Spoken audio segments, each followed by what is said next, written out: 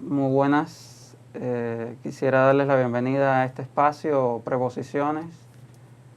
Hoy sobre nacionalismo, republicanismo, pueblo a 126 años de la guerra del 95. Y me place muchísimo y me honran con su presencia acá. De izquierda a derecha, Liz María Pich, del Movimiento Juvenil Martiano y de la Oficina del Programa Martiano. El doctor Pedro Pablo Rodríguez, investigador del Centro de Estudios Martianos, y el profesor de la Universidad de La Habana, Fabio Fernández. Agradecido de tenerlos acá. Y el acontecimiento que nos trae, por llamarlo de alguna manera, la conmemoración, es la guerra del 95, la guerra necesaria que por muchas razones está en el origen de gran parte de los rasgos que van a marcar el siglo XX cubano. La injerencia imperialista y el antiimperialismo de masas, la construcción política de un Estado republicano, la nación y la disputa por el proyecto nacional y la movilización popular, o sea, la movilización de las masas y el pueblo como sujeto de su propia historia. Entonces, la primera pregunta es muy sencilla, o sea, ¿por qué 126 años después y sobre todo para qué regresar a ese momento fundacional? Y podría considerarse el 95 como una revolución social a pesar de su derrota. Entonces, dejo la pregunta sobre la mesa. ¿A quién le gustaría comenzar? Nos estás haciendo dos preguntas en una. Son sencillas, son sencillas. Una pregunta bifronte. Bueno, a ver, yo voy a empezar por la segunda. Claro que hubo una guerra. De paso digo que fue una guerra terrible. Fue de las más terribles y costosas guerras de independencia de América. Lo que sufrió el pueblo cubano, hay que recordarlo una y otra vez, y creo que no lo hemos destacado lo suficiente. La cantidad de personas que fallecieron, el hambre que pasó el pueblo, la cantidad de personas, no solo de combatientes, sino de familias enteras que perecieron como consecuencia de la guerra, de las enfermedades e inclusive de las masacres que en ocasiones cometieron algunas de las fuerzas colonialistas, más que el ejército, otras fuerzas. Realmente la cuota de sangre que pagaron los cubanos para lograr que al menos el 20 de mayo de 1902 la bandera cubana ondeara fue grande. Yo soy de los que defiende la idea de hablar, claro, de la guerra, pero de la revolución, porque lo que se organizó, y claro, uno piensa inmediatamente en la cabeza de José Martí, que fue el gran artífice que condujo hasta la guerra y que lamentablemente muere a poco de haber comenzado las operaciones militares. Hay un proyecto de revolución que no quedó solo en Martí. Yo diría que formó parte, en primer lugar, de buena parte de la emigración patriótica, inclusive de muchos de los que fueron sus compañeros en el Partido Revolucionario Cubano. Yo diría que ahí se formó una vanguardia política alrededor del criterio, de los criterios de Martí, que tenía un concepto claro de revolución. Cuando Martí habla de república, está hablando de revolución, por lo que la república se tendría que hacer según su criterio. Y no es casual que cuando escribe el Manifiesto de Montecristi diga que la revolución de independencia, fíjense bien, no la guerra, la revolución de independencia ha entrado en un nuevo periodo de guerra. Así comienza el manifiesto, ¿verdad, Fabio? Y entonces, ¿qué sucede? Que realmente los acontecimientos que se van dando, y no solo es la muerte de Martí, son los acontecimientos que van ocurriendo después, más la entrada ya al final de los Estados Unidos directamente en la contienda, van a complicar la situación de modo tal que van a conducir a que efectivamente hubo que tener república, pero no hubo revolución. Lo cual no quiere decir que todo el mundo estuviera feliz con aquello, lo cual no quiere decir que hubiera patriotas que van desde un intelectual como Diego Vicente Tijera hasta personas que después protagonizarían algo sobre lo cual aún se debate mucho en Cuba, como fue la protesta de los independientes de color, que sintieron que aquella república no estaba atendiendo a los reclamos martianos, de que fuera con todos, para el bien de todos, para el español que vivía en Cuba y, por supuesto, para los derechos del negro, que era el descendiente de los antiguos esclavos. Entonces, aquí yo creo que está un primer asunto, ¿no?, que habría que pensar. ¿Qué pasa con esa revolución? ¿Por qué no se logra que haya realmente un Estado republicano por el cual la gran mayoría sí siguió luchando y peleando? La historia de la imposición de la enmienda Platt así lo demuestra.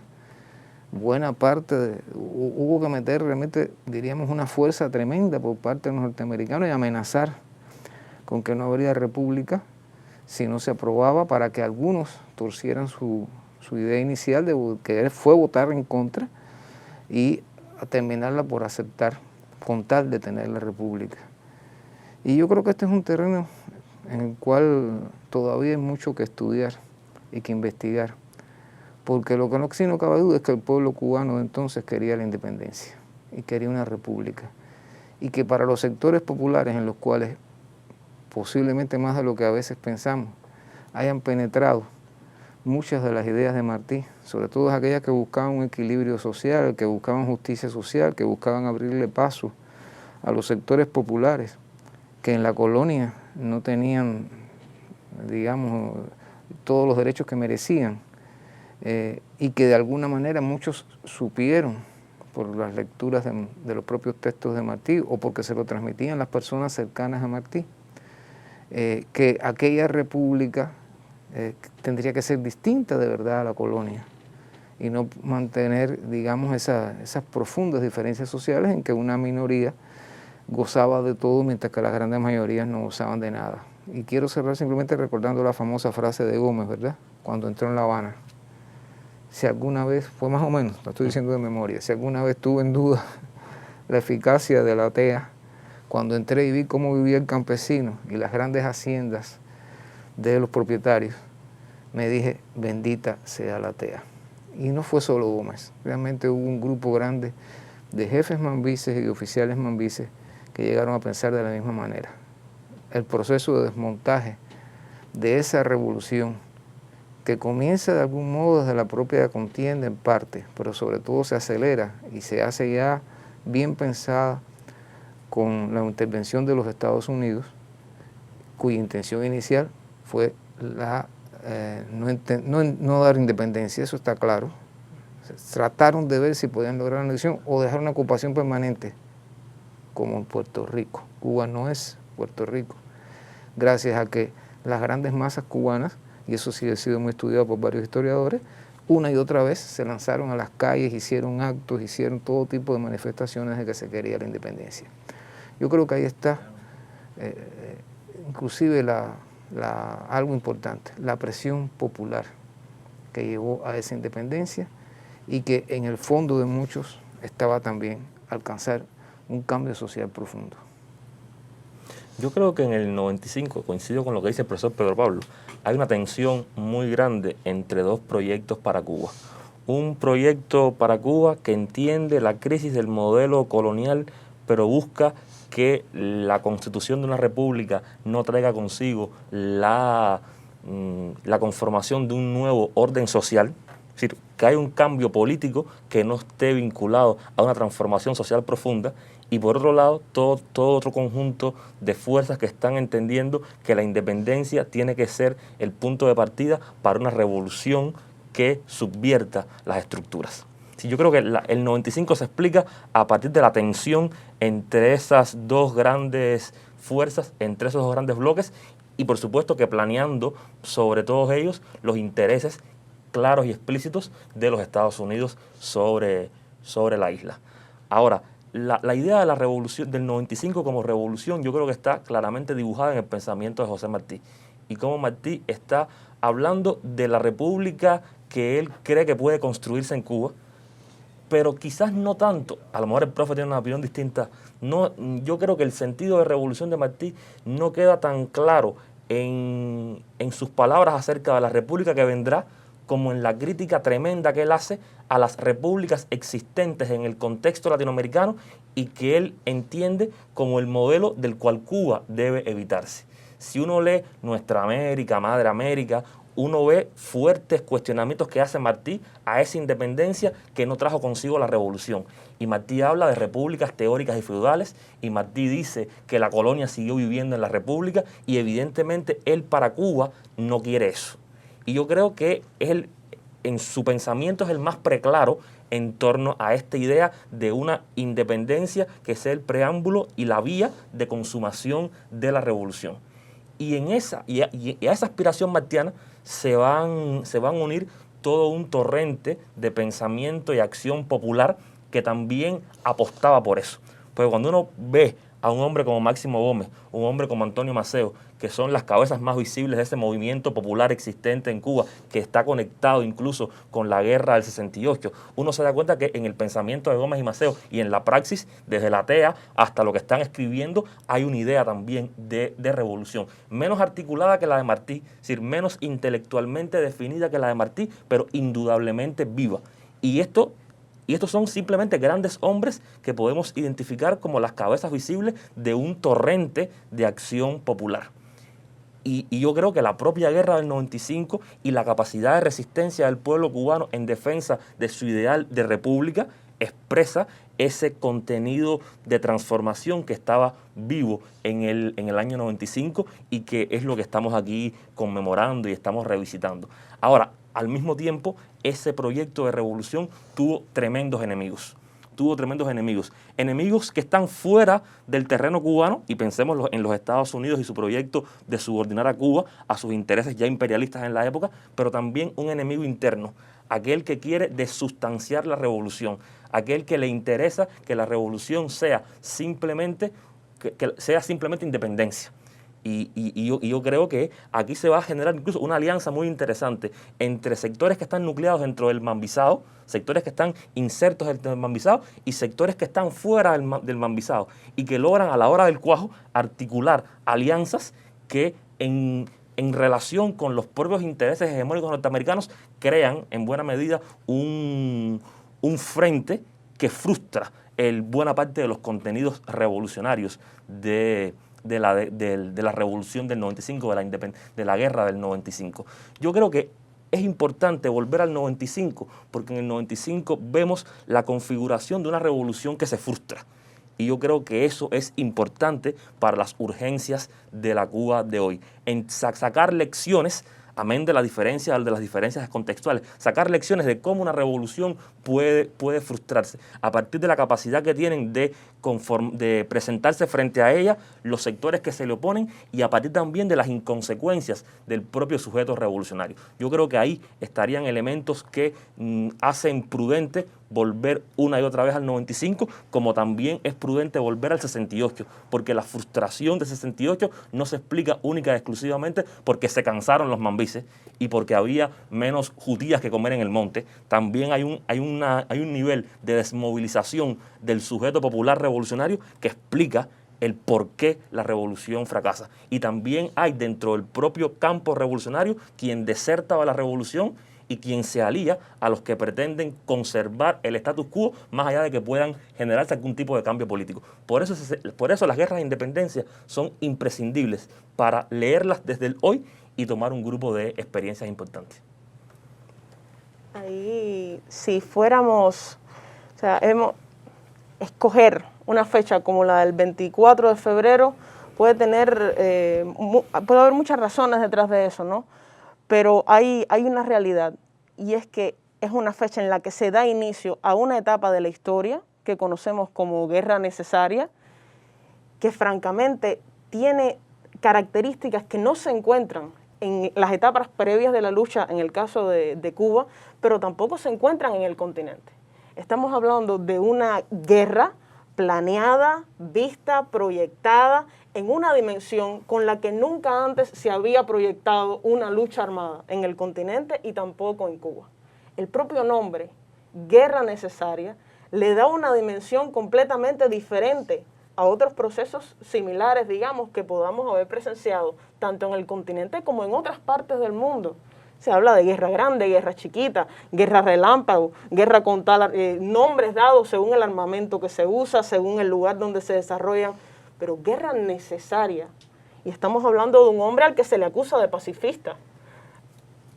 O sea, la noción ética de Martí, combinado con el hecho de que está preparando una guerra donde efectivamente van a morir personas, se van a enfrentar personas, y sin embargo no es una contradicción.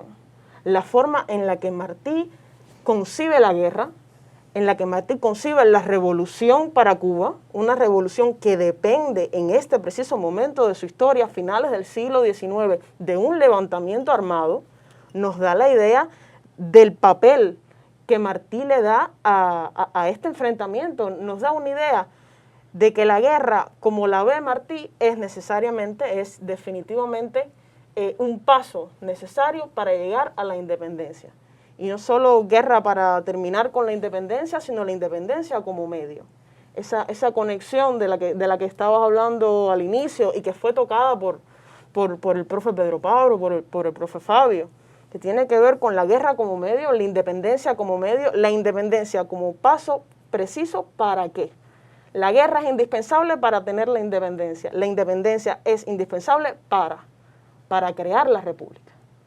No volver a cometer el error, no volver a repetir la situación en la que se encuentran las repúblicas dormidas de América, las repúblicas dormidas de nuestra América.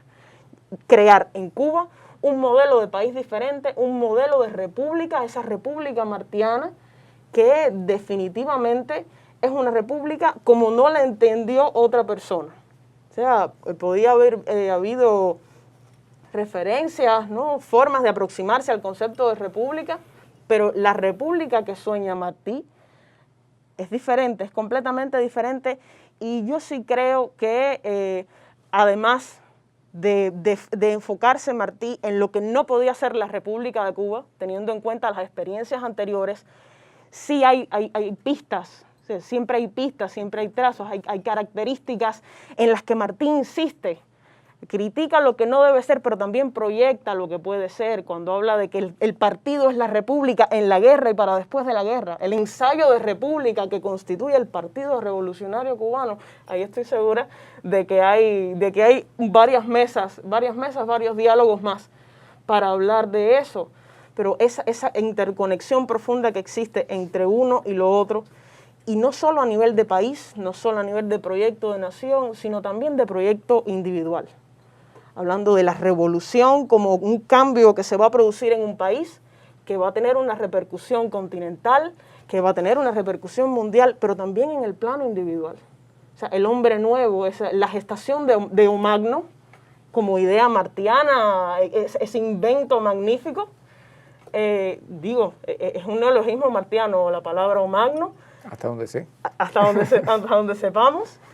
Y esa noción, esa vinculación que Martí establece entre el ennoblecimiento del espíritu, el surgimiento de un hombre nuevo, de un ciudadano nuevo, que es el que va a construir la república. La república en última instancia como proyecto de país es el resultado, es el desencadenante y a la vez va a ser el resultado, va a ser garantizado por esos hombres nuevos que se formen con la república, con los hombres y mujeres que se formen en la cultura republicana, en la cultura del partido, en la cultura ética de esta guerra necesaria. Ese apoyo, esa forma de vincularse que hubo entre la emigración y los cubanos acá para preparar la guerra, ese desprendimiento total de los que menos tenían, fueron los que más se desprendieron de lo poco que tenían para apoyar la guerra, de ejemplos sublimes, de personas que se sacrifican como clase, que traicionan su clase más acomodada, y ponen sus recursos a favor de la guerra, a favor de ese proyecto que es indiscutiblemente nuevo. Y esos elementos también vale la pena traerlos, ponerlos sobre la mesa, sobre todo a la luz del siglo XXI, a la luz de las tendencias que vemos en la actualidad, a la luz de la situación en la que se encuentra nuestro país. Espérate, hay una cosita más que apoya lo que tú dices. Perfecto. Y es esa insistencia de Martí de hablar de guerra de amor y no de odio. Parece una incongruencia, ¿no? Una guerra de amor. Y en las guerras mueren las personas, ¿no?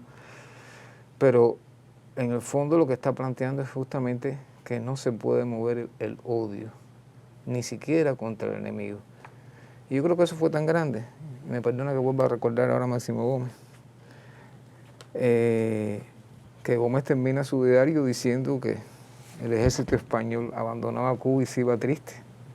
Y él también estaba triste porque quedaba el ejército de Estados Unidos. Y él no podía despedirlos dándole la mano a aquella gente que había sabido combatir.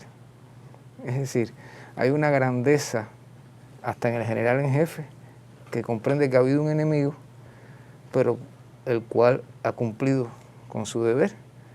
Y no hay odio. Y por eso Martí escribe varias veces, no hay odio en el pecho antillano. No puede haber odio. Es una guerra sin odio, ¿no? Una guerra sin odios. Y, qué difícil, ¿eh? Exacto. Y sobre el tema del amor, y Martí Fina nos dejaría ese libro maravilloso del amor como ideología revolucionaria en José Martí, que bien podríamos revisitar como un momento fundamental de nuestro pensamiento. Hay una pregunta que, visto desde el siglo XXI, claro, tenemos el punto de ventaja de 126 años después, pero como mismo lo comentábamos acá, la memoria del 95 y de la derrota del 95 atormenta el siglo XX cubano y las fuerzas que se proponían completar, digamos, el gesto revolucionario, el momento revolucionario que el 95 traía, ¿no? Y justo comentábamos que solo después del 59, o sea, en muchos casos, se pudo realmente estudiar a profundidad y medir y calibrar en toda su magnitud las consecuencias de esa derrota y de ese acontecimiento. Pero, ¿cuál es el proceso de los aprendizajes que durante todo el siglo XX, sobre todo antes del 59, pero incluso después, y sobre todo después, se hacen a partir de este acontecimiento, siguiendo una idea que ya Fabio planteaba sobre lo importante de estudiar y recordar este momento particular? O sea, ¿cuál es el recorrido que esa memoria que atormenta el siglo XX cubano tiene? ¿Cómo se revisita en cada momento para poder extraer lecciones para el presente, ¿no? en cada punto? Yo creo que hay dos lecturas sobre el 95 que se producen en el periodo previo a la revolución. Hay una lectura que viene de los grupos dominantes y que es una lectura que blanquea el 95 y lo presenta como una guerra que tuvo un final feliz porque llegan nuestros amigos los americanos y nos dan la independencia. Que es una visión que incluso estaba firmemente asentada en los libros de texto por los cuales estudiaban los jóvenes cubanos en el periodo previo al 59. Está en los libros de texto e incluso en las orientaciones metodológicas, se diría hoy, de cómo se debía enseñar la historia. Es decir, el agradecimiento a los norteamericanos que llegaron en el momento justo para ayudarnos a completar la independencia. Es decir, hay una visión que está en ese periodo previo y que es una visión que es funcional a la hegemonía cultural del periodo republicano y es funcional a los grupos dominantes. Por un lado el imperialismo norteamericano y por otro lado las élites cubanas. Élites cubanas que en una primera parte del siglo XX se van a oxigenar con el capital simbólico del Mambisao. Es decir, un sector del Mambisao que se convierte en parte de las ruedas de la dependencia, y permite darle fuerza a los grupos de poder, a la oligarquía aliada con los norteamericanos. Esa es una lectura que hay del 95, que está incluso vinculada al mito Roosevelt que estudió Jorge Ibarra, es decir, la idea de que los americanos nos ayudaron nos ayudaron a salir de la guerra, a vencer a España. Esa es una lectura. Y hay otra lectura que es la lectura crítica respecto al 95, la que habla de la revolución que se frustró, la que habla de esa revolución que nos fue arrebatada, la revolución que no se consumó, la independencia posible que no es verdad. Es la lectura que sobre todo empieza a verse desde las primeras décadas del siglo XX y que está en Collazo, y que está en un Enrique Collazo, está en un Gandarilla, que están diciendo, pero esto no se parece, por esto no luchó la inmensa mayoría del Mambisao. Esta república que tenemos hoy no es la que queremos. Está a su manera también en la novelística de esta primera generación republicana que también está diciendo, pero este país no se parece a aquel por el que tanto se batalló. y empieza esa lectura crítica sobre el 95 empieza a cobrar mucha más fuerza en el contexto de los años 20 y los años 30. Y tenemos una figura como Rubén Martínez Villena y su mensaje lírico civil, donde habla de la patria que los padres nos ganaron de pie, y habla de levantarnos y de la carga que hace falta para acabar con los bribones. Es decir, pero también está en la lectura que hace del 95 una organización muy compleja en su composición y muy compleja para el analista, como el ABC. Y cuando uno lee, por ejemplo, el programa del ABC, el ABC fustiga a lo que denominan la generación del 95, que considera traidora a los mejores intereses de la República, desde una lectura que no es precisamente la más radical, la que hace el ABC. Es un partido complejísimo de definir y de encasillar ideológicamente. Y vemos cómo ese universo esa lectura crítica está en un Julio Antonio Mella y sus glosas del pensamiento martiano, atraviesa el accionar de un hombre como Guiteras, está presente en los debates de los 40 y está presente en el contexto de los 50, donde hay toda una generación que asume como motivo de movilización política el cumplimiento de ese sueño de Martí que se ha pospuesto. Y es la famosa generación del centenario, y cómo Martí es un referente para combatir por una república mejor. Una república mejor que, para colmo de males, en el contexto de celebrar el centenario de Martí, está imbuida en una dictadura que ha violentado el orden republicano e incluso ha frustrado de manera absoluta la posibilidad de que se consume ese articulado progresista y ese modelo progresista de república que estaba esbozado en la Constitución del 40. Y cuando estamos ya justo llegando al 59, nos encontramos un Fidel Castro que está convocando al pueblo cubano a consumar la revolución, diciendo: esta vez los mambises sí entrarán en Santiago de Cuba.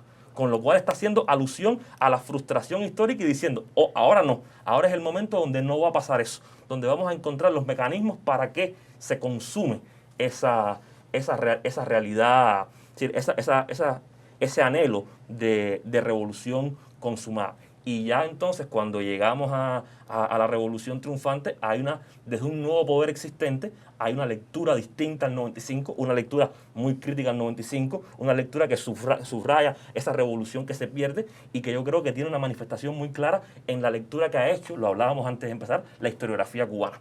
Que yo creo que hay un grupo de nombres como Ramón de Armas, el propio profesor Pedro Pablo Rodríguez, Ibrahim Hidalgo, Francisco Pérez Guzmán, es decir, Antonio Álvarez Pitalúa, es decir, han conformado un grupo, Joel Cordoví, un grupo de textos que explican muy bien esa frustración del 95 y sobre todo los resortes que llevaron a que esa revolución se frustrara. Así, yo creo que, siendo muy esquemático, podríamos ver cuál ha sido esa evolución de la mirada en torno al 95, que, como toda fecha histórica, es una fecha en disputa.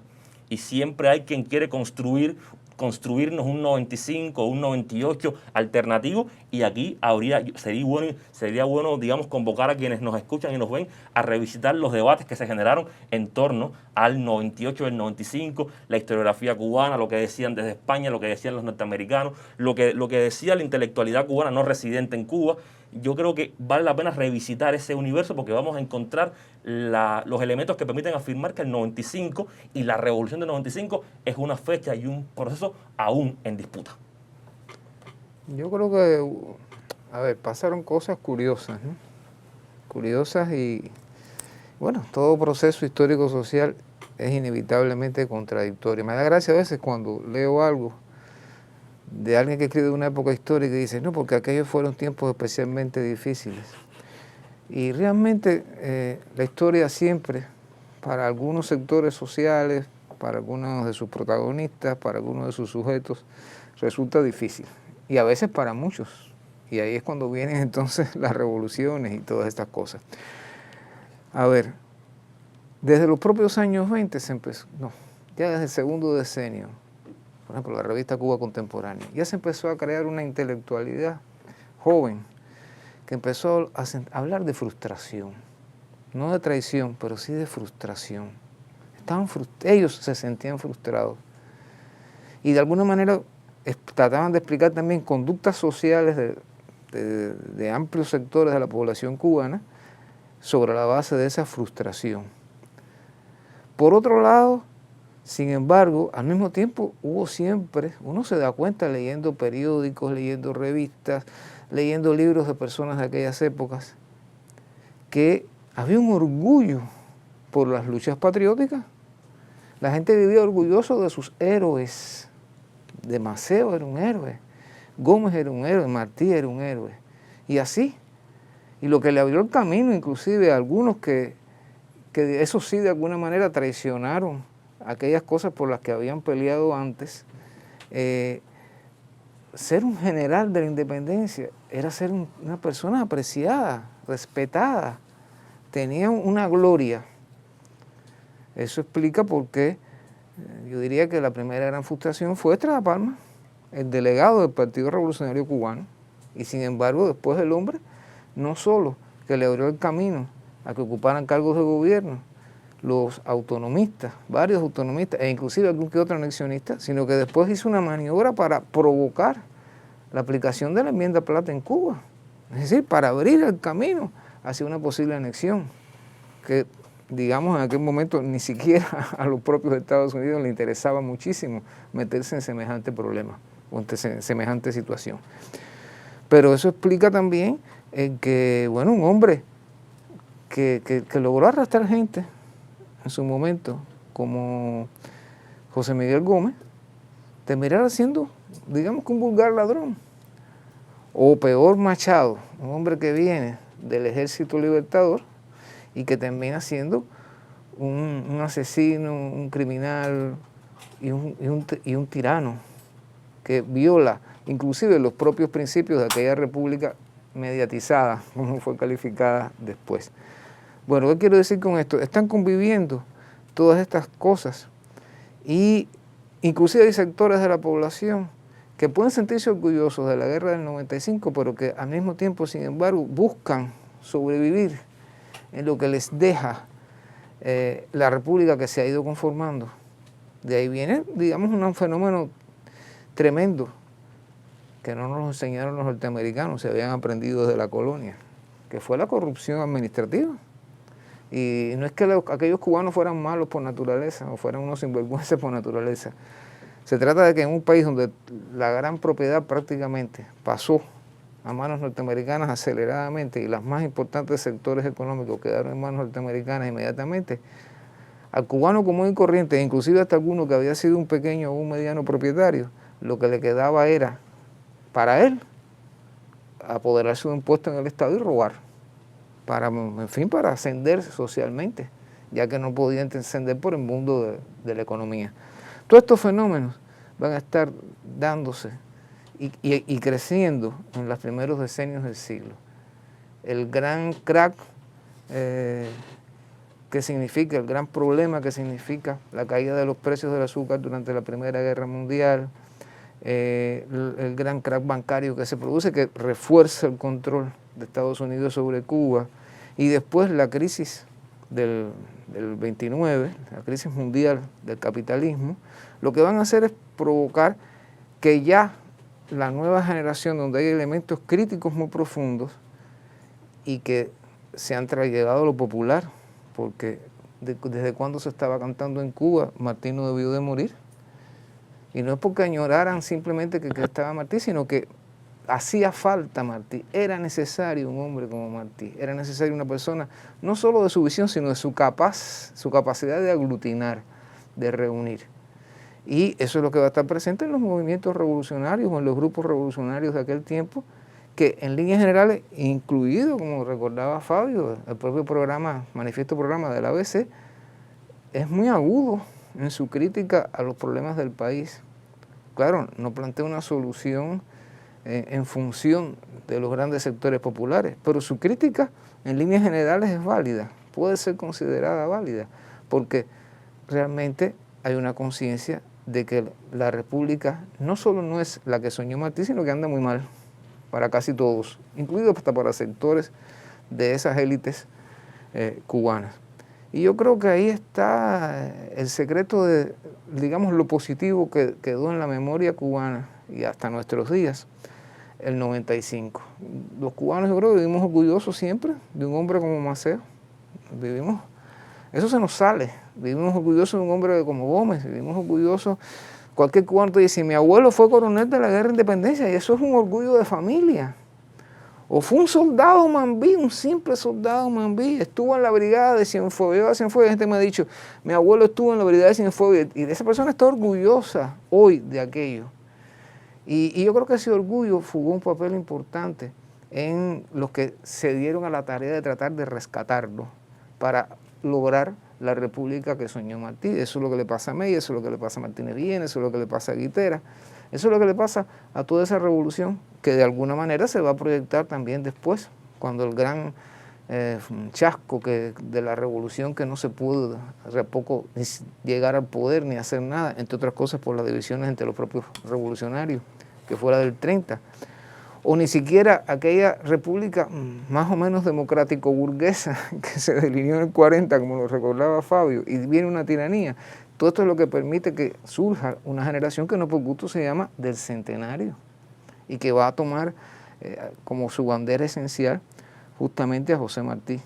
Y claro, aquí es donde uno tiene que recordar que un hombre como Fidel Castro no solo fue un lector y un estudioso profundo de la obra de Martí, están sus libros, sus obras de Martí marcadas por él, se conservan. Fidel fue un estudioso de nuestras guerras, leyó las memorias de Miró y están ahí su libro de las memorias de Miró Argentel, que cuenta todas las campañas de Maceo anotadas.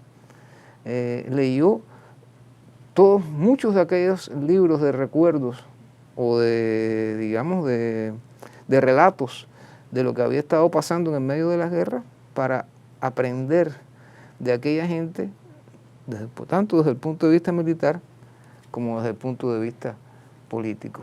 Y yo creo que ese sentido de orgullo es básico y es necesario siempre para mantener un verdadero espíritu patriótico y nacional. El pueblo que no vive orgulloso de alguna parte de su historia tiene las horas contadas. El pueblo que no tiene un basamento en ese orgullo. Y nuestras guerras, la del 68 hasta la chiquita y la del 95, dieron gloria, dejaron gloria hasta para, digamos, quitar de los pedestales a aquellos que después las negaron, aquellos después que actuaron en contra de esa propia gloria. Y eso es un elemento importante, yo creo que en la formación de una conciencia nacional y de un espíritu nacional. Ahí, hace relativamente poco, tú y yo, que tenemos la misma edad, estábamos sentados en un aula. Más o menos. Estábamos Tú y yo sentados. no tenemos la misma edad. Estábamos sentados en un aula de Casi, secundaria básica, ¿Eso? dando historia de Cuba, recibiendo historia de Cuba.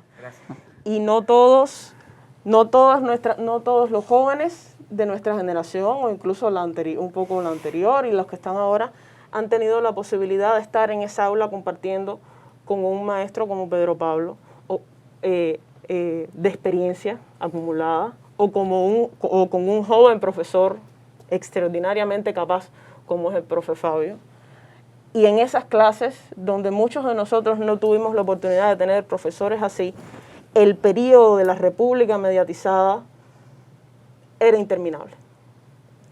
Las personas preferían las historias, la épica de la Guerra Grande incluso, más que la de la guerra necesaria, que se daba siempre atropellada en los planes de historia. Pero recuerdo que la época de la neocolonia era interminable. Y a la medida que pasa el tiempo, que nos relacionamos más con personas que se han imbuido de estos estudios, que tienen esa noción histórica, que tienen la curiosidad científica por las ciencias sociales, por la historia, etc. Y nosotros también hemos crecido y nos hemos interesado y hemos leído y alimentado esta curiosidad por acercarnos a estos temas. Hemos aprendido que la neocolonia duró solo apenas 50 y tantos años. Eso en tiempo histórico, en la historia de un país, no es nada. O sea, ese periodo, esa gran frustración, fue tal frustración que solo pudieron estar los Estados Unidos acá 50 años, nominalmente hablando. Todo eso con la complejidad histórica que representa, ¿no? Pero 50 años, menos de medio siglo, pudieron estar acá. En los años 20 tenemos a Mella, tenemos a esta generación, la reforma universitaria, todos los procesos que se gestan, la preparación del movimiento obrero, la articulación con el movimiento intelectual, en el 30 la revolución del 30, en el 40 el proceso de la Asamblea Constituyente, la Constitución del 40, y en el 50 la generación del centenario no se descansó en Cuba. Esa frustración estuvo ahí, adaptándose en cada momento a las diferentes condiciones de la época, a los diferentes factores externos que estuvieron involucrados, que estuvieron condicionando las actuaciones, la realidad de la isla. Digamos que más que por la duración estaba marcada por la intensidad. Exacto, exacto. Fue una época extremadamente intensa, cíclica, con momentos de más o menos reposo turbulento.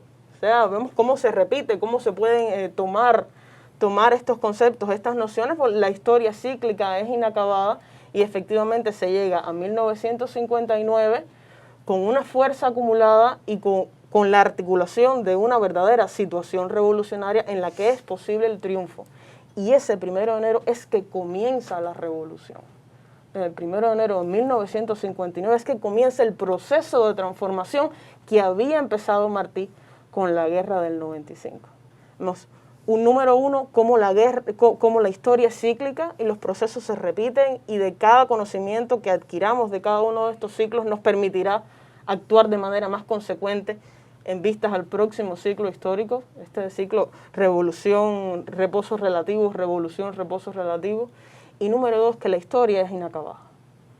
La idea de que en estos momentos estamos haciendo historia son dos nociones, tanto esta idea del ciclo de la evolución, como la idea de que la historia es un proceso inacabado, son dos ideas de las más poderosas y de las que más pueden acercar a todas las generaciones de cubanos, especialmente a las más jóvenes, a este proceso y al conocimiento de este proceso, e inspirar el estudio y el acercamiento a estos conocimientos, para que las personas no vean interminable nunca más un periodo como este, ¿no? Porque hay mucho que aprender y mucho que ver, y en la medida en que nos veamos a nosotros como actores, como sujetos históricos, siempre, indefinidamente, seremos capaces entonces de actuar consecuentemente, de no olvidar la gloria pasada, de no pensarlo como una consigna, como un hashtag, de pensar en tenemos memoria no como un hashtag de Twitter, sino como una necesidad,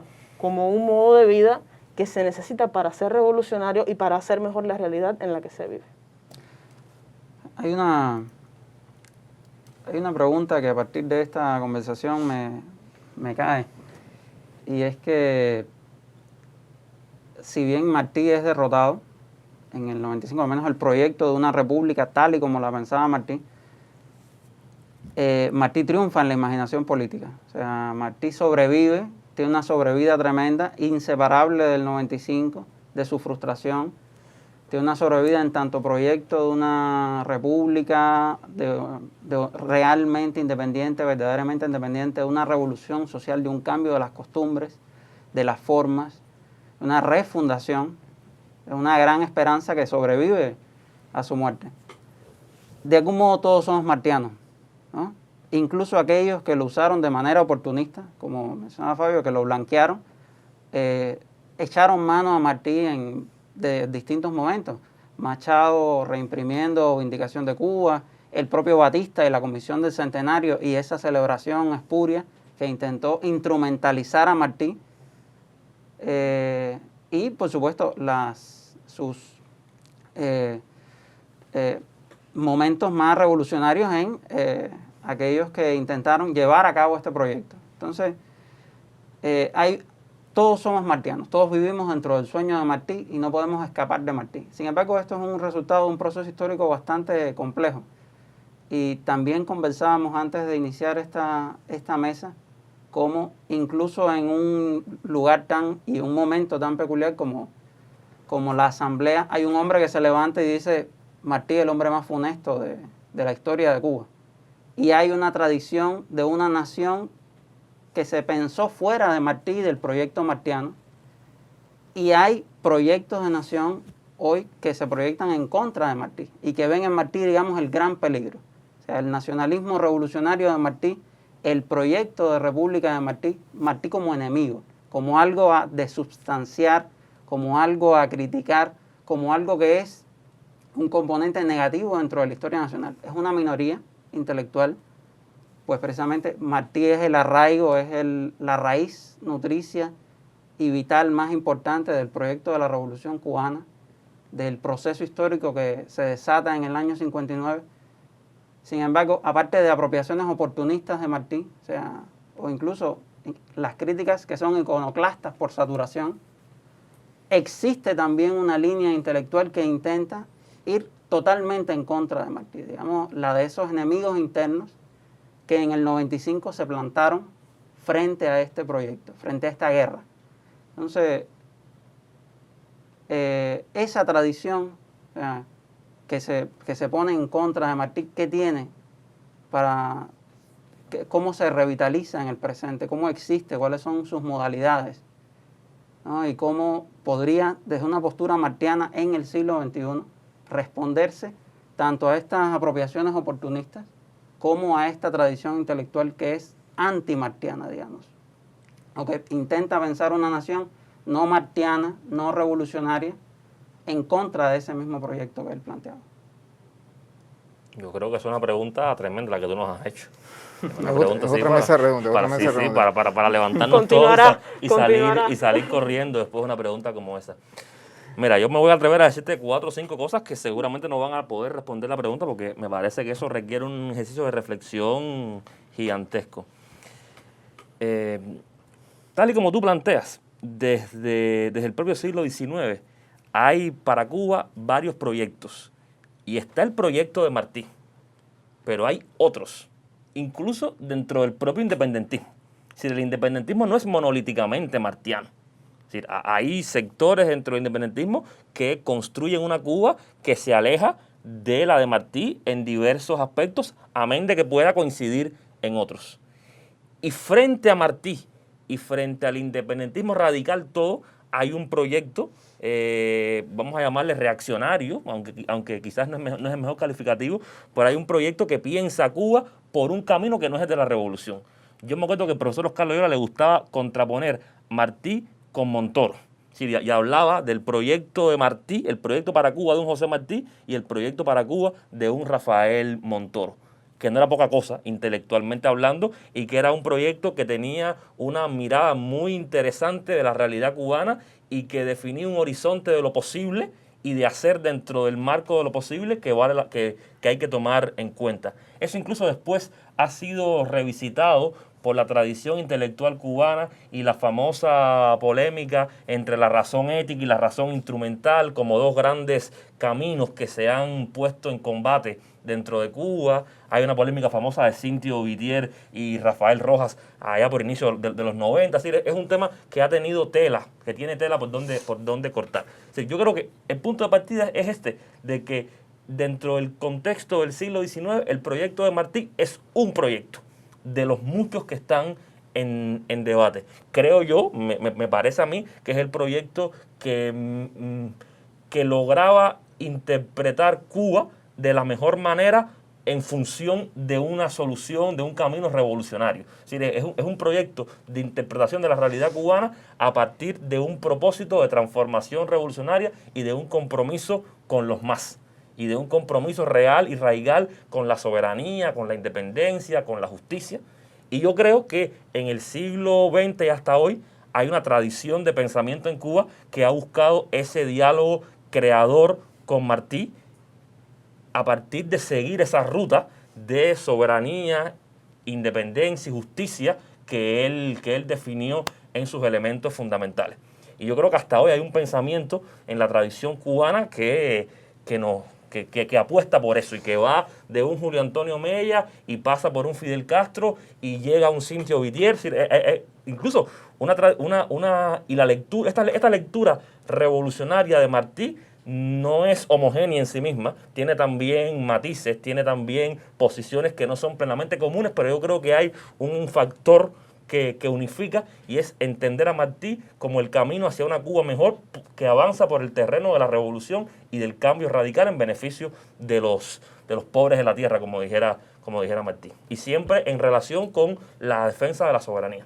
Ahora, también yo creo que ha existido dentro del propio campo de la izquierda, dentro del propio campo revolucionario, miradas reduccionistas respecto a Martí, que han buscado instrumentalizar a Martí y acoplarlo de forma mecánica con otras tradiciones de pensamiento, y la historia cubana más reciente de revolución tiene ejemplos claros de ese tipo de pensamiento. El profesor Pedro Pablo lo vivió en carne propia como intelectual actuante en todo este periodo, y las polémicas que también existieron a partir de intereses de sustanciar a Martí para convertirlo en la etiqueta que me conviene, aunque lo esté haciendo teóricamente desde las posiciones de la revolución, lo cual es terrible, porque es decir, esa revolución que no puede dialogar con toda la complejidad del pensamiento martiano y se queda nada más con 4 frases y las manipula, las tergiversa y las encorseta, creo que tampoco es el camino, porque no es ni martiano ni verdaderamente funcional a ese proyecto emancipador que la revolución tiene que traer contigo. Una emancipación siempre problematizadora, crítica, irreverente. Ahora, dentro del contexto más reciente, tú tienes razón. Hay un grupo hay yo creo que dos líneas de los que se oponen a la revolución. Quienes se oponen a la revolución y asumen a Martí como referente, leyendo a Martí de forma distinta,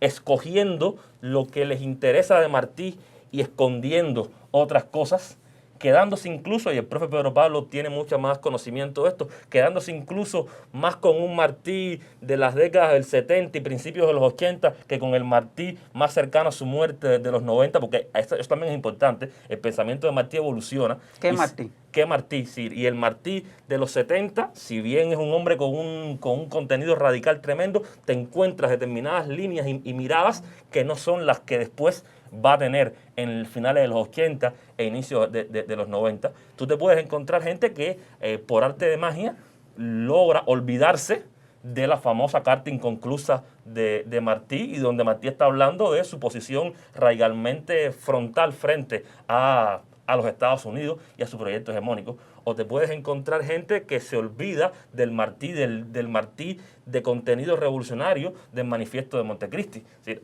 o te puedes encontrar gente que se olvida del Martí de Nuestra América y escoge otros Martí.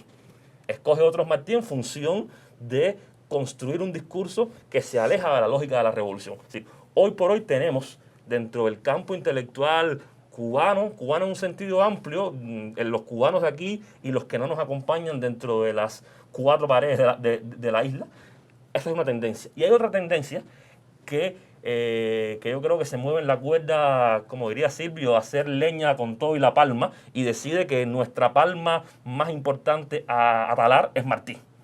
Y quiere plantear que Martí es casi un accidente histórico, y un accidente histórico que ha complicado la evolución de la realidad cubana, y que lo que tenemos que hacernos es liberarnos de Martí, de la pesada sombra de Martí, porque esa pesada sombra de Martí sería el punto de partida del totalitarismo de la revolución cubana. Y aquí empiezan a haber construcciones intelectuales que son extraordinariamente fantasiosas, pero que hay gente que las lee, hay gente que se las cree y hay gente que hace política a partir de ellas. Y yo creo que por eso Martí es un objeto de lucha. Es decir, Martí el legado martiano también está en disputa. Está en disputa dentro del campo revolucionario, porque hay quien lee a Martí mejor que otro, y hay tensiones dentro de la lectura revolucionaria que hacemos de Martí, pero también hay tensión en relación con la lectura que hace el campo revolucionario frente a las que se hacen desde el otro bando. Donde, te repito, en mi opinión, hay una línea que asume a Martí para leerlo de otra manera, de una manera que desustancia la revolución, y hay quien entiende que la manera de atacar a la revolución es atacar directamente a Martí y busca dinamitarlo. Yo creo que es la complejidad. Y yo creo que decir siempre será así no es lo más inteligente que un historiador puede decir, pero yo creo que esta polémica y esta batalla, vamos a decirlo así, nos va a acompañar un buen rato. Porque siempre ha estado, la disputa por Martí yo creo que acompaña el proceso de desarrollo de la nación cubana desde que Martí se nos quedara como referente ahí con su muerte heroica en Dos Ríos y con todo el caudal de pensamiento que construyó durante sus pocos años de vida, visto desde la lógica de hoy. No te respondí seguramente, porque tu pregunta es una imposible de pregunta responder. Gigantesca. Pero bueno, es importante para los desafíos precisamente del presente, ¿no? Y cómo Martí acompaña ese legado del 95, pero también es contestado por tradiciones que son Yo creo que contrarrevolucionarias en el sentido más estricto de la palabra. Yo creo que hay una diferencia significativa entre algunos sectores, vamos a decir así, de derecha, de finales del siglo XIX y para gran parte del siglo XX cubano, y la contrarrevolución actual. Yo no veo en la contrarrevolución actual un principio real de nación. Inclusive la contrarrevolución que trata abiertamente de derrocar a la revolución juega a la carta de los Estados Unidos inevitablemente.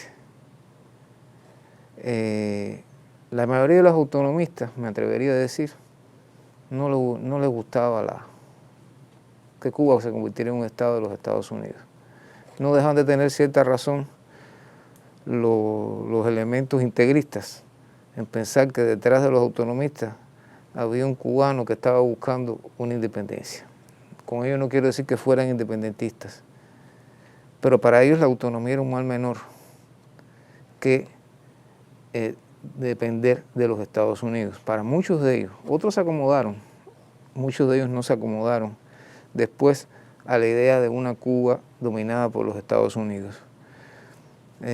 No sé, añoranzas hispánicas pudiera ser, quizás en algunos las hubo, pero comprender que había una cultura en Cuba, en el sentido más amplio del término cultura, había una nación en Cuba, y ya desde que se está hablando de autonomía hay una cierta comprensión de que hay un problema nacional, cosa por otra parte que en una colonia española era lógica que apareciera, porque España hoy aún sigue siendo una suma de naciones, y ahí están los líos de la España contemporánea, que vienen y ya se manifestaban en el siglo XIX y a lo largo del XX también.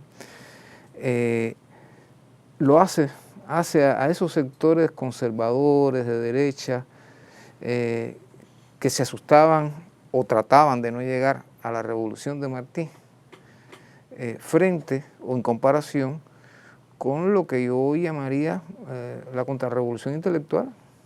Hoy hay un pensamiento intelectual contrarrevolucionario. Y cuando digo contrarrevolucionario no digo porque son gente que van a poner bombas, quizás ni piensan en alzarse en armas contra el gobierno cubano y venir en una expedición a luchar en Cuba, sino que es contrarrevolucionario en el sentido y anticubano en el sentido de que están pensando en función desde la relación de Cuba con los Estados Unidos y actúan movidos en muchos casos directamente por las agencias del gobierno norteamericano, hay que decirlo así, hay gente que trabaja directamente movidos por el gobierno norteamericano o que aspiran a una recomposición de la sociedad cubana en que volvamos bajo otros nombres quizás, bajo otras maneras, con otro mantel puesto, pero con la misma mesa. La mesa es la misma que la revolución echó abajo después del 1 de enero de 1959. Y ahí yo veo una diferencia notable. Yo respeto más a Montoro que a algunos de estos intelectuales que tenemos ahora, capaces de decir que hay que quitarse a Martí de arriba. Montoro jamás dijo eso, a pesar de considerar que Martí era un rival y no coincidir con él. Había un respeto hacia aquel hombre que podían considerar equivocado, pero que también comprendían que era un cubano como ellos y que, bueno, Martí los entendió también, porque inclusive siempre dijo, tenemos que tener la puerta abierta hasta el autonomista arrepentido, hasta que comprenda que ese no es el camino. Y ahí está el famoso caso de José Ignacio Rodríguez, su profesor de inglés, al cual Martí trató una y otra vez de atraer, de entender, de comprender, de no enajenarlo. Y bueno, José Ignacio le pagó muy mal, porque escribió errores de Martí años después de la muerte de Martí. Nunca respetó realmente a aquel que quizás fue uno de sus mejores discípulos aprendiendo la lengua inglesa en el colegio de Mendívia. Pero ¿qué quiero decir con esto? La contrarrevolución intelectual o los intelectuales de la contrarrevolución contemporánea tienden, en la mayor parte de los casos, a tener una postura marcada, sesgada, moviéndose a partir del conflicto Cuba-Estados Unidos, y van a jugar del lado de Estados Unidos. Puede ser que algunos no, los hay algunos que no, y que quizás uno puede decir, bueno, están creyendo en los valores de la democracia burguesa, están creyendo en algunos elementos de que el capitalismo puede inclusive modificarse en un sentido que no sé exactamente el actual, pueden ser hasta críticos de un gobierno como el que acaba de salir del juego en Estados Unidos, como el gobierno de Trump, pero la buena parte de ellos lo que están expresando son criterios en este sentido, y por tanto Martí es un enemigo, sin dudas. Hay que quitar a Martí del camino, porque Martí estorba, Martí impide, Martí reúne, Martí convoca, Martí reúne a la gente que quiere una Cuba diferente, una Cuba libre de veras, como lo hizo en el 19 y como se ha seguido sucediendo en torno a él en el siglo XX y en el siglo contemporáneo. Y yo creo que ahí está esa gran diferencia, porque a la corta y a la larga, pues de paso no solo salen de Martí, de paso salen del camino de toda la tradición patriótica cubana. Céspedes resulta abominable también, Antonio Maceo resulta abominable, Máximo Gómez resulta abominable, y es más, diría que todos los generales del 95, hasta los que después cambiaron a lo mejor y se convirtieron en unos bandoleros, son abominables, porque estaban buscando nada más y nada menos que la salida, o tratando de propiciar, aunque no les gustara a lo mejor mucho, la salida de Martí, o estaban buscando una cierta homologación de ciertos sectores sociales a los que no había que abrirles camino. Entonces, yo creo que hay una diferencia notable. Hoy el pensamiento de derecha que pueda tener algún sector intelectual nacido en Cuba es por lo general, en la mayoría de los casos, en mi opinión, un sector no solo conservador, sino absolutamente pro-yanqui, absolutamente que el día que les den una salida, si la salida que puede tener para ellos Cuba es la anexión, la buscan, igualito que la tienen en sus manos los anexionistas puertorriqueños. Y ahí yo creo que está el gran problema de descalificación de ese pensar. Podemos discutir cosas, lo que no podremos discutir es que Cuba deje de ser un país independiente, verdaderamente independiente, como lo ha sido después del 1 de enero de 1959, para convertirse en un Estado norteamericano, o peor, bueno, no sé si es peor, yo no sé qué es peor, si ser un Estado o una colonia, yo no sé qué es mejor para Puerto Rico. Bueno, yo soy de los que desea todavía la independencia de Puerto Rico y aplaudo a mis amigos puertorriqueños independentistas, y creo que tienen arriba una tremenda pelea, y bueno, ojalá alguna vez los cubanos podamos también contribuir a esa independencia de Puerto Rico. Lil. Bueno, creo que ya es la nota de las notas finales, ¿no? Sí, faltaría una nota final ya Claro, para cerrar, claro. y estaríamos terminando. Hay una realidad, y es que el auge de los medios de comunicación masiva de todo tipo en la actualidad ha venido a cambiar radicalmente la forma en la que el ser humano no solo interactúa con otros seres humanos, sino que también se percibe a sí mismo, percibe su realidad, percibe su historia, sus raíces, las condiciones, las causas por las que existe la realidad en la que él se desarrolla, y las posibilidades de un futuro diferente. Todo esto está completamente mediatizado en el sentido de las nuevas tecnologías. Ahí, en ese campo, tanto no solo las tradicionales, prensa, radio, televisión, sino el Internet, donde todas estas tradicionales han venido a volcarse y se han adaptado para poder existir a través del Internet. Incluso la radio, que muchos especularon que iba a desaparecer con el Internet, incluso con el televisor. Sobrevivió la televisión, y no solo sobrevivió el Internet, sino que ahora el Internet tiene las modalidades para tú escuchar radio en como un ejemplo de que en esta red de redes confluye todas estas tendencias, todas estas tecnologías, y confluye también el pensamiento. O sea, hay caras, hay rostros, hay voces que de otra manera, que en el siglo en los que se desarrollaron las guerras armadas por la independencia de Cuba no existían, voces que nunca se hubieran podido haber oído solo a base de radio y televisión, se oyen hoy gracias a las posibilidades tecnológicas de las que dispone la humanidad. Estas nuevas voces convierten al consumidor del producto cultural también en un productor de nueva información. La preparación de las personas, la cultura crítica de las personas, su capacidad de leer, de prepararse, de encontrar una información y no reaccionar emotivamente ante ella, sino de asimilar críticamente lo que está encontrando, todo eso pasa por una preparación que no todo el mundo tiene. De repente cualquiera puede ser reportero, cualquiera puede difundir una noticia y mientras más viral sea, mientras más fácil de entender sea, mientras más se acerque a intereses de los que dominan estos medios o de los que dominan parte de estos medios, más rápido circula y eso atenta directamente contra la verdad. De hecho, estamos en una época en la que la verdad no existe. Si vamos a ver, en la tendencia posmoderna lo que tenemos son posverdades y solo hay opiniones. Y de repente la historia como ciencia o la historia como conocimiento, las investigaciones históricas, la evidencia histórica pasan a un segundo plano y entonces tenemos que circulan más las falsas noticias o las nociones o las ideas, los imaginarios, las espiritualidades de ciertas personas que son constructores de tendencia que los posibles argumentos, los posibles conocimientos con base histórica, con tradición, con referencias bibliográficas, digamos.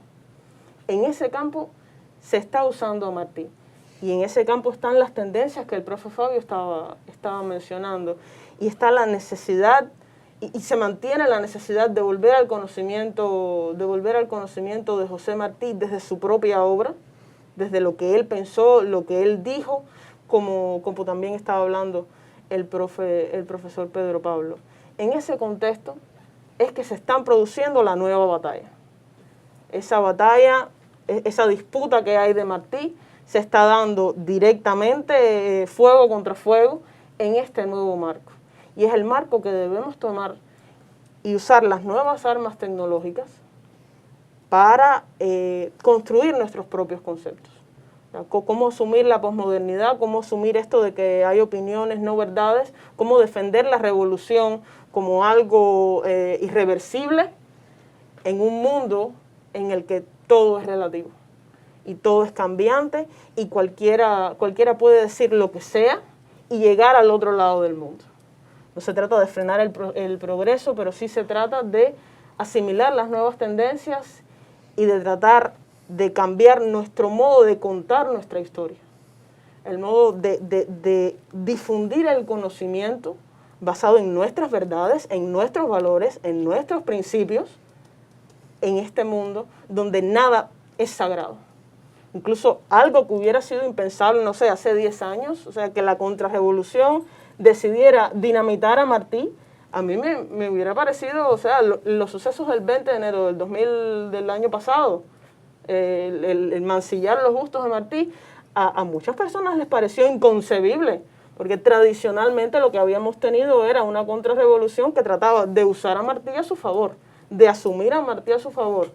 Y de repente tenemos esta otra tendencia que en un momento dado lo que hace es unir a muchas personas que pudieran estar dispersas, etcétera, por sus posiciones políticas. De repente hay algo que tienen en común y es la defensa de Martí, o la casi sacralidad de Martí, o la importancia que tiene Martí para la historia de Cuba, independientemente de las posiciones políticas. Entonces de repente tenemos ante esta tendencia de desacralizar a Martí, de hacerlo desaparecer, de completamente de despreciarlo, de desdeñarlo, de hacerlo desaparecer, tenemos esta tendencia de rescatarlo, que ha unido a diferentes sectores de la sociedad cubana, intelectualidad, pero también ciudadano común con datos.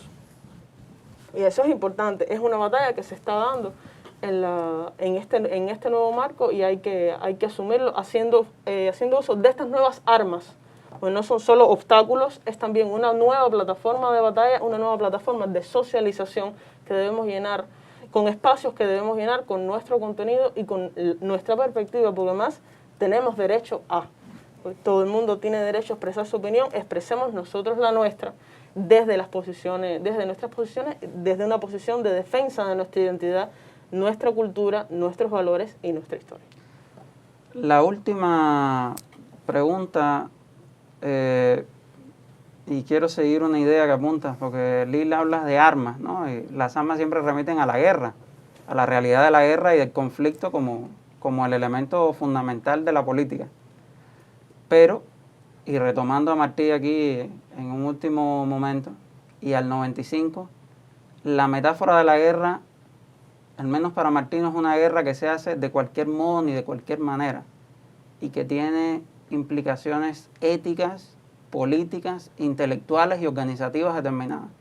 O sea, no es una guerra que se lucha masacrando, no es una guerra que se lucha sin ningún tipo de restricción, sino que sigue una ley determinada, una virtud, ¿no? Está marcada por la virtud y que además, como mencionaba el doctor, es una guerra sin odio, tiene que ser una guerra por amor. Entonces, en esa concepción de la guerra, ¿no?, de la política como conflicto, Martí no solamente es vigente, sino que también es útil como modelo intelectual, ¿no? Como modelo intelectual que logra la inscripción en la cultura de todos estos elementos significativos: el antiimperialismo, el gesto anticolonial radical que intenta pensar la política desde nosotros, desde donde estamos, la construcción de una nación, de un proyecto nacional, de un Estado como parte de este camino hacia la independencia, y la movilización popular. O sea, Martí piensa por y para el pueblo, ¿no? Y el pueblo como sujeto político, sustancial, real, que es el que en el conflicto asume este proyecto y atraviesa la revolución hacia la república y hacia esa construcción de una Cuba mayor. Entonces, este Martí como intelectual, ¿no?, este Martí como operador cultural, como hacker demiurgo de una realidad distinta, ¿no?, de un liderazgo ético-político, ¿qué tiene para decirnos, ¿no? ¿Qué tuvo para decir en el 95? Hemos discutido ampliamente sobre eso, pero ¿qué tiene para decirnos hoy sobre las maneras en las cuales enfrentar este conflicto que tiene estas mismas dimensiones, ¿no?, en lo esencial político? O sea, Martí como modelo intelectual, ¿qué puede decirnos para la guerra que se nos hace hoy? Que bueno, como él dijera también, de pensamiento se nos hace la guerra, ganémosla a pensamiento, ¿no? O sea, ¿cuáles son sus impresiones sobre este aspecto? No sé, Lil, tú que normalmente, voy a empezar tú que normalmente cierras. Bueno, ganemos la pensamiento. Esa es la clave. Igual, sin pretender dar respuesta, porque eso es una pregunta sencilla, muy sencilla.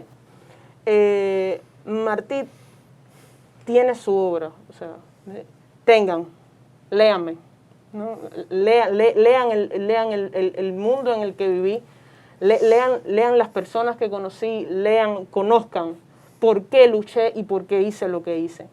Y estimen ustedes si en el momento que están viviendo ustedes vale la pena actuar como yo actué. Es volver a él. Es como que le preguntaban cuando acabó la campaña de alfabetización a Fidel, ¿qué debemos hacer? Estudiar, estudiar y estudiar. O sea, es interminable. Y no es solo una lección para las jóvenes generaciones. Las jóvenes generaciones tienen papá, mamá, jefe de sector, maestra, doctor. Es un problema de la sociedad. Tengas la edad que tengas, el compromiso con el conocimiento no se acaba hasta que uno muere. O sea, estudiar y cultivarse a uno mismo, desarrollar el espíritu crítico, eso es de las grandes lecciones que nos deja Martí con su obra. Un eterno inconforme, un eterno subversivo, porque en el mundo en el que él vivió y gestó y pensó en el proyecto de Cuba, ser subversivo, ser revolucionario implicaba eso, ir contra la injusticia. En estos momentos ser subversivo debe ser también eso, continuar haciendo a la revolución cubana un proceso en revolución, subvertir lo que hemos hecho mal y mejorar el proyecto de nación. esa concepción no la comparte la contrarrevolución actual, lo que entendemos como oposición política. No tienen esa concepción de construcción, de que hay que destruir, sí, pero para crear algo mejor. Creo que eso es algo de lo que Martí pudiera venir y decirnos hoy. Cambiar para hacer algo mejor. Estudiar para poder interpretar la realidad, para poder cambiarla, para poder criticarla de manera constructiva y para comprometerse. Y remangarse la camisa y meter las manos en la masa y trabajar y sudar por hacer mejor, por hacer cumplir ese sueño que se tiene. Siempre con una noción de país, siempre con una noción de construcción, de algo que supere la realidad que tenemos hoy. No destruir por destruir, no entregar lo que tenemos a alguien a cambio de fama o a cambio de ganancia personal. Eso es algo de lo que Martí nos tendría que decir. Bueno, mira, yo estaba pensando una cosa ahora mientras tú hablabas, Liz. Hay una cosa ahí contradictoria, ¿no? Por un lado, hay que decirlo así, la contrarrevolución cubana denigra a Martí, trata de denigrarlo lo más que pueda y lo lleva hasta formas ya de un ataque físico, en la medida en que se produjo aquella cosa que es vergonzosa, ¿no? Que algún cubano actúe de esa manera de manchar los bustos de Martí. Pero hay quien ha escrito también casi que hay que eliminar a Martí. Y eliminar quiere decir casi que hasta eliminarlo físicamente, si fuera posible. Yo creo que ni el ejército español escribió eso. Ahora bien, por otro lado, sin embargo, Martí en los últimos decenios ha crecido a escala universal de un modo notabilísimo. Ese proceso comenzó en el siglo XX, ese proceso fue tomando curso y creciendo durante los años de revolución. Pero yo diría que con la crisis que ha entrado el mundo contemporáneo en los finales del siglo pasado y en lo que llevamos de que hay una crisis de valor, no solo hay una crisis económica, no solo hay una crisis política, no solo hay una crisis social, hay una crisis de valores en el mundo entero.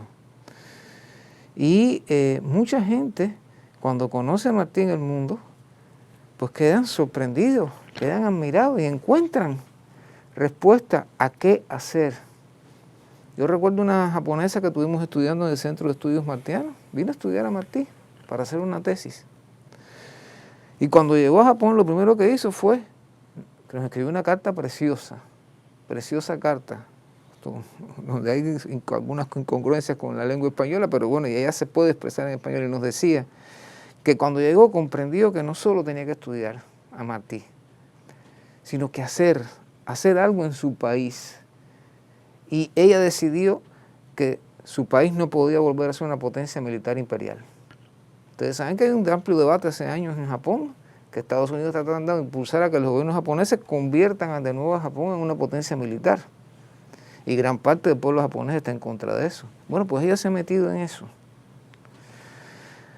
Aquí estuvo una muchacha tamil del sur de la India, no de Sri Lanka. Los tamiles están por ambos lados, pues, en Sri Lanka y en el sur de la India. Y la muchacha no hablaba ni español, había que hablar con ella en inglés. Por supuesto no hablábamos en tamil. Y entonces la muchacha nos decía que bueno, que ella sentía en su país que tiene una variedad étnica tremenda, gigantesca. Ella sentía racismo contra los tamiles y ella se sentía ofendida y objetada por ser tamil. Y bueno, se puso a leer algunas cosas que le pudimos pasar en inglés de Martí, traducciones que por lo general no eran, digamos, las mejores, vamos a decirlo así. Bueno, pues ella escribió una pequeña biografía de Martí para darlo a conocer allá, y comprendió una cosa esencial, que Martí es un mensajero de la eticidad, de la defensa del ser humano, del bien del hombre, de lo magno, como diría Martí, como tú recordabas al principio, ¿verdad? O de pronto una editorial japonesa se decidió hacer una edición, una pequeña edición de 20.000 ejemplares de Martí. Pequeña, decían ellos, claro, japoneses son muchos. Y tradujeron 3 tomos de la obra de Martí. Y yo tuve la suerte de trabajar con la traductora, que claro, conocí el español, pero había referentes culturales que no sabía. Nunca olvidaré que me preguntó que por qué Martí hablaba del lavapiés en España, es que ahí había que lavarse los pies. Y yo le dije, bueno, uno se lava los pies cada vez que se baña, desde luego, pero el lavapiés es un barrio de España, en el cual justamente vivió, de Madrid, en el cual justamente Martí vivió, y por eso habla del lavapiés. Y eso viene de una cosa del catolicismo y del cristianismo, y bueno, le expliqué toda la historia aquella. Y la mujer, en la medida en que traducía a Martí, se hizo una martiana. Ella es budista, es una mujer budista, y decía, pero es que hay una cercanía entre los principios éticos del budismo y Martí que me hacen admirar a este hombre y comprender que es necesario, porque además ya no es un hombre de la época de Buda, es un hombre del presente. Fue ayer que estuvo vivo, fue ayer que actuó y todavía está aquí. Quizás mucho más que lo que nos ha dejado Buda en sus enseñanzas. Y estoy poniendo culturas muy diferentes a la nuestra. No voy a hablar ahora de América Latina, donde Martí se estudia en muchas escuelas. En el sistema escolar mexicano está Martí, en el sistema escolar venezolano está Martí. Todos los guatemaltecos saben la historia, por lo menos de la niña de Guatemala. A su manera, cada cual le pone su cosa, pero respetan a Martí. En fin, Martí es de alguna manera bien conocido, bastante conocido en América Latina, y cada vez más hay un interés por Martí. Uno se pregunta, bueno, ¿por qué? ¿Por qué por un lado la contrarrevolución hace de Martí un enemigo, un tipo objetable, un tipo indeseable? Y por otro lado, gente que a lo mejor no se está planteando hacer una revolución por el socialismo ni nada por el estilo, sin embargo empiezan a encontrar algo muy importante que falta en el mundo de hoy cada vez más, que son los valores. Entonces Martí está creciendo en el mundo cada vez más, justamente yo diría por eso, porque representa valores y personas que no tienen, digamos,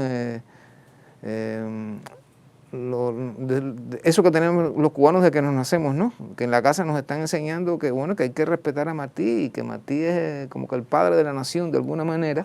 Y sin embargo van tomando conciencia de que aquí hay una persona a la cual hay que conocer, hay que estudiar, porque les está ofreciendo salidas ante los problemas del mundo de hoy.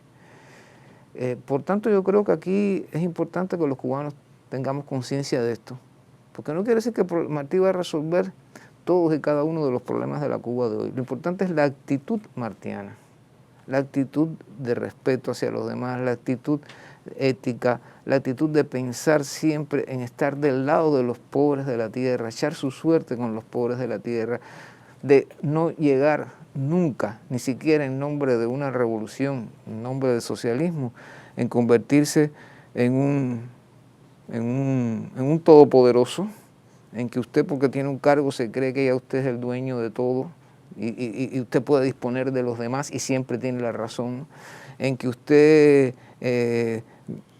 tiene, ¿por qué no?, servirse de ese cargo de alguna manera, y de ahí viene la corrupción. En fin, los problemas de la Cuba de hoy tienen que pasar justamente por una actitud martiana, que quiere decir, entre otras cosas, y en primer término, una actitud ética. Porque además eso es lo que está moviendo al mundo, la necesidad de valores. La necesidad de valores. La sociedad norteamericana hoy está conmovida profundamente por el ataque al Capitolio, porque para ellos el Capitolio es un símbolo de su democracia.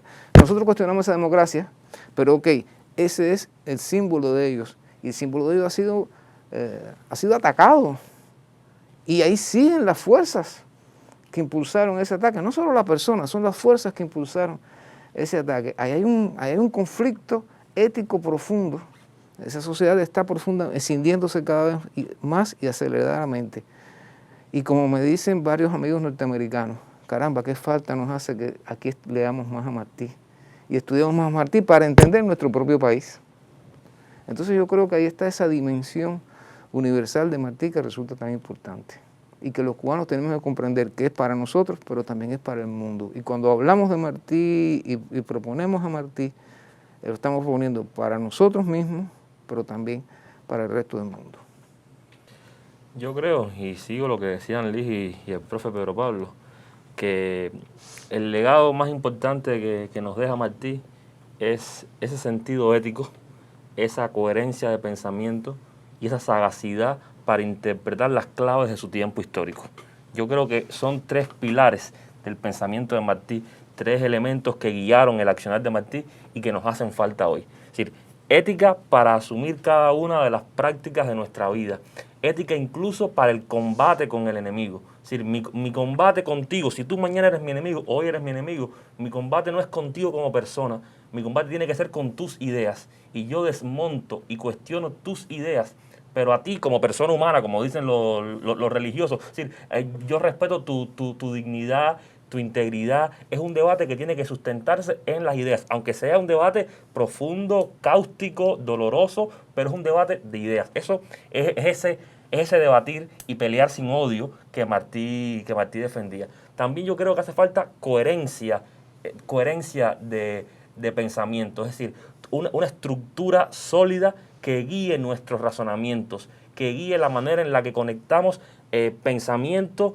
con práctica. Yo creo que a veces nos falta eso. A veces tenemos un discurso y una reflexión que va por un camino y una práctica que se aleja de lo que hemos definido en materia de pensamiento. Y también tenemos a veces un pensamiento que no se proyecta con toda la coherencia necesaria. Y eso no quiere decir que no sea un pensamiento en cambio. Si usted puede cambiar, el pensamiento obligatoriamente está sometido a un proceso de cambio, pero ese cambio debe ser coherente a partir del arraigo a un conjunto de valores fundamentalmente éticos. Y ves como todas las piezas aquí van encajando. Y al mismo tiempo yo creo que está ese tercer pilar que yo comentaba, y es la capacidad de Martí para entender las coordenadas de su tiempo histórico. Yo creo que a veces eso nos falta a nosotros los revolucionarios y queremos dar a preguntas de hoy, queremos darles respuestas de ayer, y eso es no entender el mundo en el que estamos viviendo. Es decir, la revolución necesita reinventarse permanentemente para conectar con ese sujeto popular a quien busca representar. Y esa conexión umbilical, esa conexión orgánica, que es lo que ha permitido que la revolución subsista hasta hoy, hay que construirla y reconstruirla permanentemente. Y esa reconstrucción permanente es posible si uno tiene esa capacidad para entender cómo funciona el mundo, para entender la sensibilidad de los tiempos que corren. Y ahí está Martí. Es decir, Martí es un hombre que logró encontrar la fibra sensible de los cubanos y a partir de ella modelar un proyecto de emancipación para la patria. Esa tarea la tenemos también nosotros, por supuesto, adecuada a nuestro contexto, adecuada a nuestra realidad. Pero el referente Martí, yo creo que nos sigue guiando por esos tres pilares: ética, coherencia de pensamiento y capacidad para interpretar los códigos y realidades de hoy. Bueno, y con estas ideas, con ese Martí que es la idea del bien que nos acompaña siempre, ese misterio, queremos terminar estas preposiciones, no sin antes agradecer el tiempo que nos han dedicado en esta tarde el profesor Fabio, el profesor Pedro Pablo y la compañera Liz María. Y con este Martí leído en una clave contemporánea, un pensador situado, nacional, cubano, puertorriqueño, antillano, nuestro americano, universal, cosmopolita, anticolonial, ¿no?, antiimperialista y profundamente revolucionario. Queremos dejar a aquellos que nos están mirando hoy recordando el 126 aniversario de aquella guerra que Martí llamara necesaria, ¿no?, y que está en el origen del siglo XX cubano, que en muchos sentidos creo que todavía no hemos salido de él. Así que muchas gracias a todos por estar aquí, a todas, la compañera Lil, y nos veremos en una próxima preposición.